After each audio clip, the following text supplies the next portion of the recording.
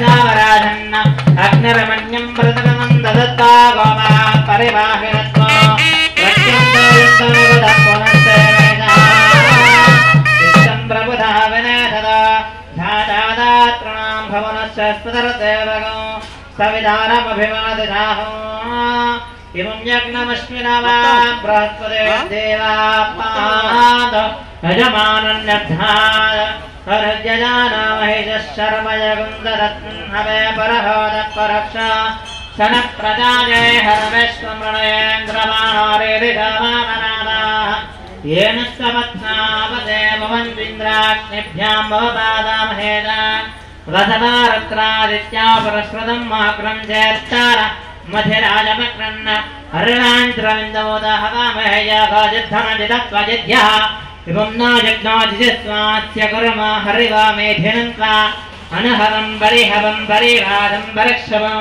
दस्वप्नं दरदं तत्त्वजब्जादिजाम्यः अनहतकं परहतकं जगुणैर्यदशागुणो श्री सीतारामचन्द्रस्वामिने नमः।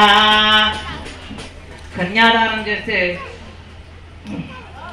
మనం ఒక బ్రాహ్మణుడికి ఒక గోవు ఇచ్చి దానికి తగ్గ దానం కూడా ఇవ్వాలి. దానికి తగ్గ దానం ఎంత ఇవ్వాలంటే కింద నుంచి భూమి నుంచి ఆకాశం వరకు ఒక వడ్ల కింద ఒకటి పెరుచుకుంటూ పోయి ఎంత అయితే వస్తుందో అంతటి గోదానం, గోవుకి దాన వేస్తాం కదా గడ్డి అలాంటిది, అంతటి ఇస్తే దానం ఇస్తే ఎంత ఫలితం వస్తుందో అంత ఫలితం వస్తుంట. కన్యాదానం చేస్తే ఒక్క కన్యాదానం చేస్తే అంత ఫలితం వస్తుంది. ఇప్పుడు అందరూ కూడా ఆడవారు వద్దు అని అనుకుంటున్నారు. ఆడపిల్ల పుట్టే చరిత్ర ఇష్టం మళ్ళీ పెంచాలి చేయాలి అది ఇది అని చెప్పి చాలా మంది తప్పుగా అనుకుని తప్పుగా భావించి ఈ విధంగా అనుకుంటున్నారు. అందరూ కూడా శాస్త్రాల్లో వేద పండితుల్లో శాస్త్రాల్లో కూడా మా మీమాంసల్లో వేదాల్లో కూడా అన్నింటిలో కూడా అమ్మాయి పుట్టే